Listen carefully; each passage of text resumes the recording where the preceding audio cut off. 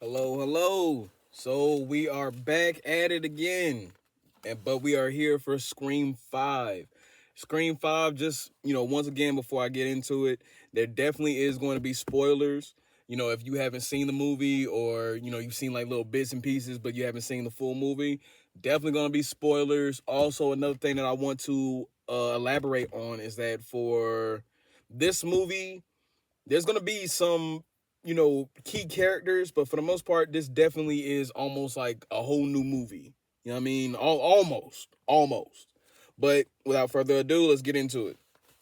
So the key characters that we have here: Tara Carpenter, Samantha Carpenter, aka Sam, Amber Freeman, Wes Hicks, Richie Kirsch, Chad Meeks, Martin, Mindy Meeks, Martin, twins, Cindy Prescott, Dewey Riley, Gail Weathers, Judy Hicks, and Billy Loomis.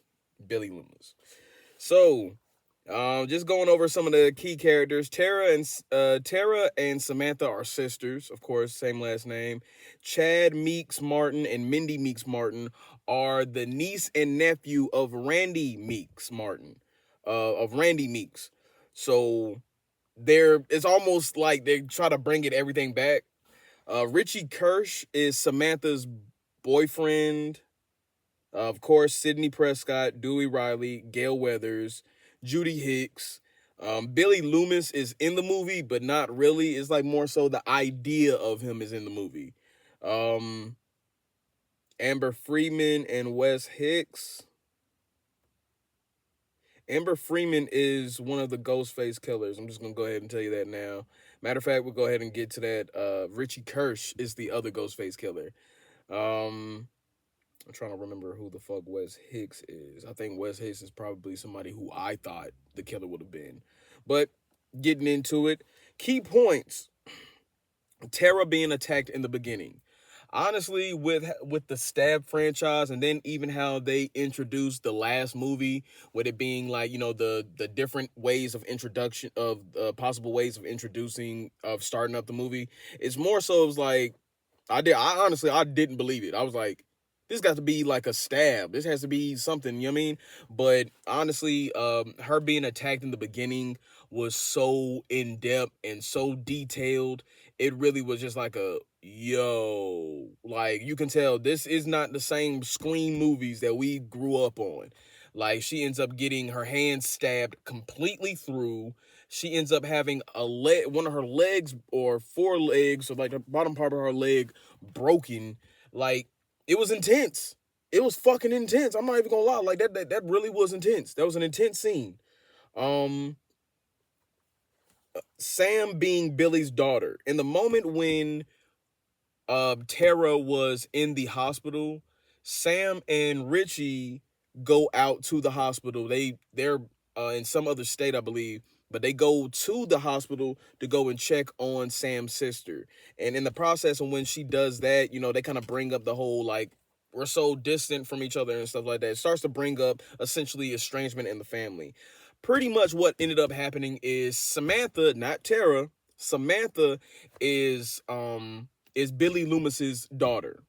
Well, it's Billy Loomis's daughter. I wanted to say illegitimate, but I mean, like Billy Loomis isn't alive to testify that. You know what I mean? So essentially, Samantha is Tara Carpenter's.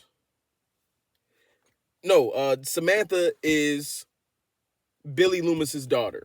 So pretty much she brings that up how Samantha brought that up to her mom. She brought that up to her mom, and she didn't know that her stepdad, who is Tara's dad, I would assume, was behind her the whole time while she's confronting her mom.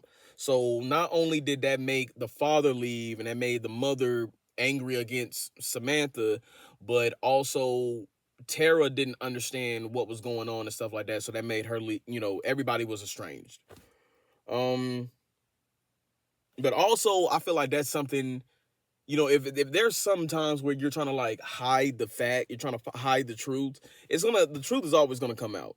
You know what I mean? The truth is always gonna come out. So I feel like honestly that was a situation where it was just like I don't see 100%. I don't 100% agree with the estrangement in the family, but at the same time, you know, if everything has been going up good up until this point, then all of a sudden you have a flash from a past, something that you're, I don't know, maybe trying to forget, or maybe, I don't know. Because I mean, then at that point, I feel bad for whoever the stepdad was, because you're raising a daughter that's not yours. You're loving a daughter that's not yours. I mean, I get it that that's what step parents do, but he didn't know he was a step parent. He thought that that was his daughter.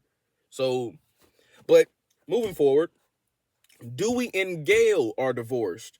When you see Dewey, he looks very down bad. He looks very down bad. He looks very just. Oh, I remember now. Wes Hicks is Judy Hicks' son. Dumbass. Okay, but let's get into it. Gail and Dewey are divorced. And when you see Dewey, he looks very down bad. Like he looks down bad, honestly.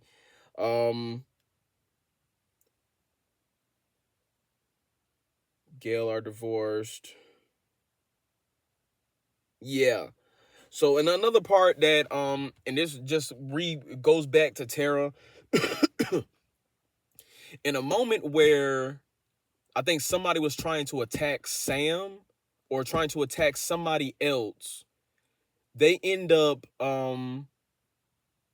she ends up seeing one of the cops that's supposed to be at the hospital to protect her sister. So she's like, "So who's watching my sister? Why are you here?" Duh, duh, duh. Like she's upset, and reasonably so. You have a mass killer that is coming after you and your fucking sister. Like, yeah, yeah, I'd be very upset. So the fact that Tara was in the hospital trying to get away, she was trying to when she's in the hospital bed, she's sitting up, but she's in the hospital bed and she's calling out, she's like, "Hello? Hello?" Complete silence. She manages to work herself into the wheelchair that was right beside the bed. That looked painful as is. And then because of the fact that, the hand that she got stabbed through, she's having to use the pressure to move the wheelchair. So she's kind of bleeding through. So when you see the wheelchair, you see like a red stain on going around because essentially she's bleeding. So the fact that, when she gets out, she gets to the entrance, the threshold of her door, of her hospital room, when she gets there, it's absolutely blank. It's dark. You don't see anybody walking around. You don't hear anybody walking around. She goes up to like the reception desk. She goes up to like the counter, and you see that there is a cop there, throat completely just slashed the fuck open. You know what I mean? So it's like, okay, now what the fuck?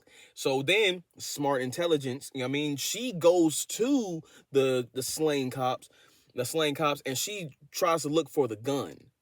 Cannot find the gun. The gun has been removed and it's not near his body. So that means the Ghostface killer has taken the weapon. Then in that circumstance, you have the Ghostface killer pops up, but Dewey comes and saves the day. But Dewey does get stabbed up. I'm not gonna lie, he gets stabbed in a very, very just fucked up way. Like they essentially what they did is they stabbed him and then they started to bring it up. So it wasn't just a thing where he's been stabbed and it's like, oh no, like no, he's been stabbed and they drug it. They're bringing it up. So he honestly, the reason behind why he did that is one of the key points that I brought up multiple times. There's been so many times that in Scream movies that when they get the Ghostface killer down, they knock him down, they knock him out or some stuff like that, that they just leave it as is. They were just going to leave. They were going to get in the elevator and go away. Dewey was like, "No, you have to finish them off. You have to headshot." Because I think he shot him. I think Dewey, when Dewey showed up, he shot him in the chest and whatnot. But mind you, from the last couple movies with the Scream movies, the Ghostface killers have been having bulletproof vests on, so they're coming prepared. The idea of knowing that they might get shot, so it has to be a finishing blow. So the fact that literally as Dewey is right right there, about to finish him off, gets stabbed up, and it's just like, what the fuck? Are you serious? Like, that was really just a fucked up moment.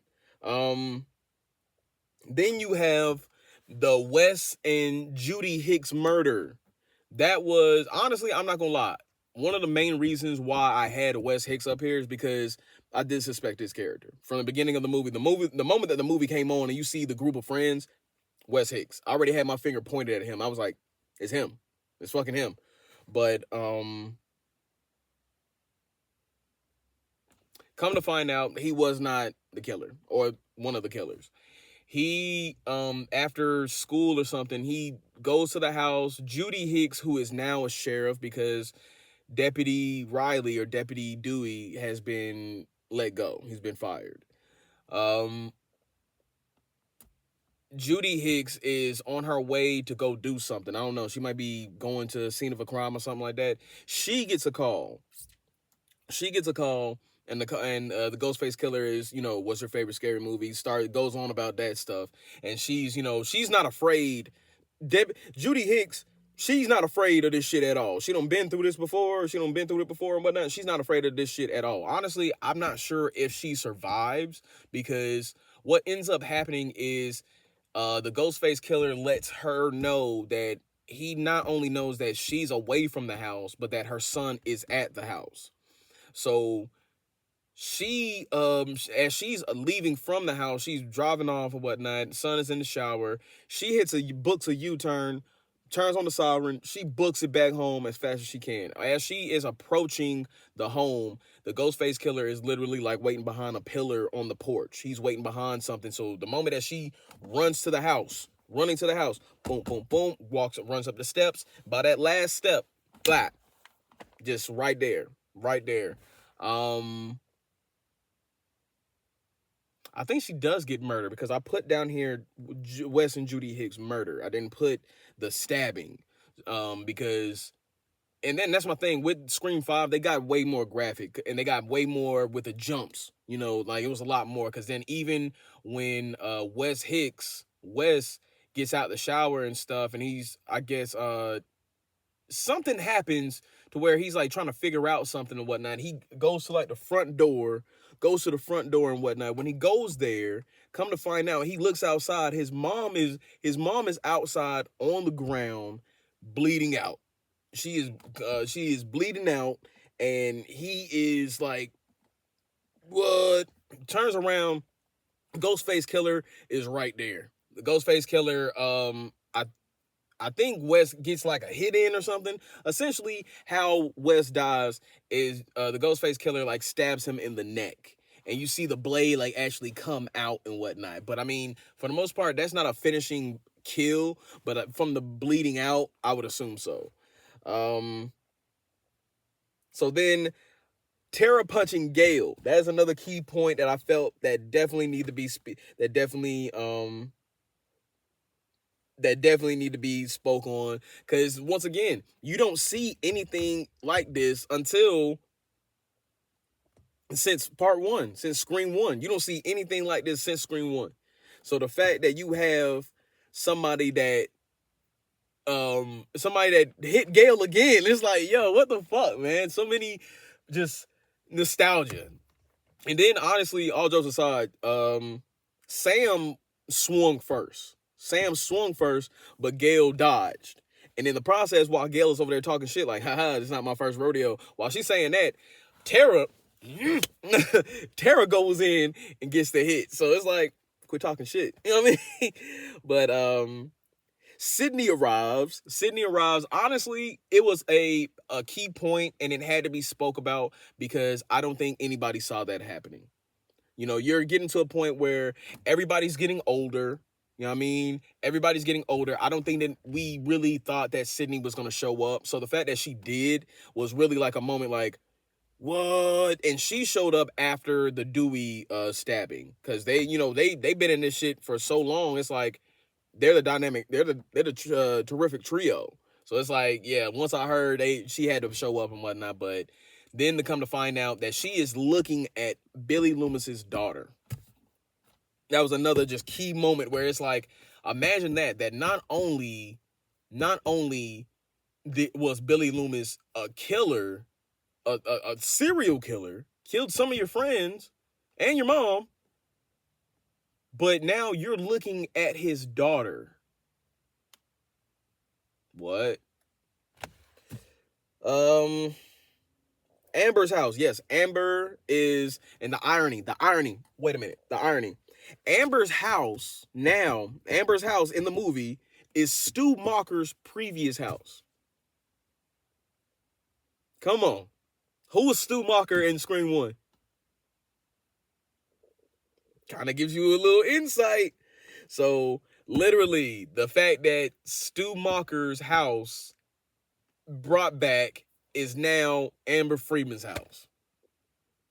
Ridiculous. Chad going to look for his girlfriend. Now, mind you, at a time, Randy Meeks had made a video of something. I think it was like the same video about the part 3 that the other that had played before in Scream 2 when he got killed. I think that video had played again, but essentially you get to see his sister, who also has aged up, but you get Mindy, who is more like Randy than anything, and on the irony that it's Mindy, Randy, the irony and whatnot. But long story short, she's more like Randy because she's more pointing out stuff and whatnot. And literally at a party where, and even when there's the Ghostface killer in the house, you have Mindy who's sitting on the couch in the same place where Randy was, almost dressed the same fucking way. She's sitting on the couch in the area by herself. The Ghostface killer shows up behind her, is walking up behind her, like what happened in Scream 1 with Randy. But the only difference is that when Randy is like watching the movie and he's like, look behind you, and he's talking about in the movie, when she says that, she looks behind her, Ghostface killer there. That's the only difference. But literally before that, Chad is telling Mindy, because they're kind of trying to stay on their game. She's more like Randy in the sense of being suspicious and stuff, but they're still kind of both suspicious, but she's just more. He goes to look for his girlfriend, who, I don't know if they had I don't remember if they had an argument or something. She walks off, leaves out, but he gets a message from her. It's like, come find me and whatnot. So being a dumbass, he literally says it to his sister. He's like, she just left and blah, blah, blah. I should go get her. And he's like, I shouldn't, right? And she's like, I think you know the answer to that question. But like a dumbass, he still leaves to go out there to go get her, to go look for her. In the process of him going to go look for her, it gets real suspicious because the phone placement of like the tracker, so he could track where her phone is, she's really like, it shows that she's like right beside him or right near him, but you don't see nobody. So that already would have been a red flag right there. That would have already been a red flag. Like, because me personally, mind you, if I tell you that there's a serial killer and some shit going on, and you decide that you want to be playful and run the fuck off, you just ran the fuck off by your damn self. I'm not going to go look after you. I'm not going to go look for you when some of my friends have been fucking killed and I could be next. No, fuck no. Like, no. That shit was dumb, but he ends up getting stabbed in his leg and in his arm. He ends up getting stabbed in his leg and his arm, and then I think he like tries to like run away. He's trying to like get somewhere, but then the Ghostface killer stabs him again. So you think that he would got killed because he got stabbed a good majority of the time, but he survives. But anyway, another key point, love interest. Even though in some of the past movies, whether it's been with Sydney, mostly with Sydney, with her love interest, you have like double-edged sword feelings. It's like, is he the killer? Is he not the killer? So the moment that you have him revealing himself as the killer, is like, just the irony. It's like, are you fucking serious? The killer is the love interest of the person who is being attacked. It's just the irony. It's literally just the irony. Like, are you fucking serious? In Stu Macher's previous house, Amber Freeman's house. Like, oh my God. Just nostalgia. The one of the last key points was just nostalgia, just how nostalgic this movie, with this being the 5th iteration in the Scream franchise, just how much this movie reminds you of the previous, of really the first one. But, and then last but not least, it has to be brought up. Sam stabbing Richie Kirsch the fuck up. Now, what happened to Amber Freeman? Amber Freeman gets killed because when and at this point, Sidney Prescott and Gail Weathers, they not with the shits. You have Gail that has literally just lost her ex-husband that she secretly still loved. I don't give a fuck what she says. Secretly still loved. And Sydney that is just done with this type shit. She's done. Like, this type shit is beneath her at this point. She has a gun now. And you know what I mean? And then that's my thing. Beforehand, she's had guns and finished off the killer. But now it's like, now she knows to go for the fucking head. Like, I love this movie. I'm already going to give you my rating. I'm giving it a fucking 10 out of 10. Like, I love this fucking movie. But the fact of it is that somehow Amber Freeman and Richie Kirsch, they get separated. Amber has to deal with Sidney Prescott and Gail. Something happens. I think they pour like bleach or alcohol or rubbing sanitizer on her face, and then like she trips and falls, or they push her into the stove, and she turns the stove on, some Final Destination shit, turns the stove on and burns like a good majority of her face. But mind you, she's not dead. She gets killed in the final, because after Billy Loomis, what I meant by Billy Loomis was like, he's kind of in the movie but not, is Sam is having hallucinations of seeing her father. She's having hallucinations of seeing her father. Her father, Billy Loomis, is showing up in the white shirt. He's looking very much from the Scream first movie and whatnot. It's like, how did you know that he had on that shirt? But he's in that clothing, and he's over there telling her, like, you know what you have to do. You know what you have to do. Like, he's popping up every now and then. But at the end, when she takes the knife, Billy like is seen in the reflection, and he's looking at her like do it. And she stabs Richie Kirsch the fuck up. I'm talking about, he's crawling away from her. Like, he's down on the ground. He's down on his back. He's trying to get away from her. She's stabbing from his feet all the way up to his motherfucking temple. Like, she's like, she is fucking him up. I was just like, yo. That movie was intense. That movie definitely was intense. And then, of course, when last but not least, you have that at the end and whatnot, when you're thinking it's all said and done, boom, who pops up? Amber Freeman. Shot through the heart. Well, she didn't get shot through the heart. She got shot in the head, but still, finished that off. But yeah, that is the movie review for Scream 5. We will be doing Scream 6 tomorrow, but that is on further ado. Like I said before, I'm giving this movie a 10 out of 10. I think they really put in their time and really chose, they decided how they were going to do it, and they did it right. I really think so. But until further notice, love, peace, and chicken grease. Y'all stay cool. Y'all stay groovy.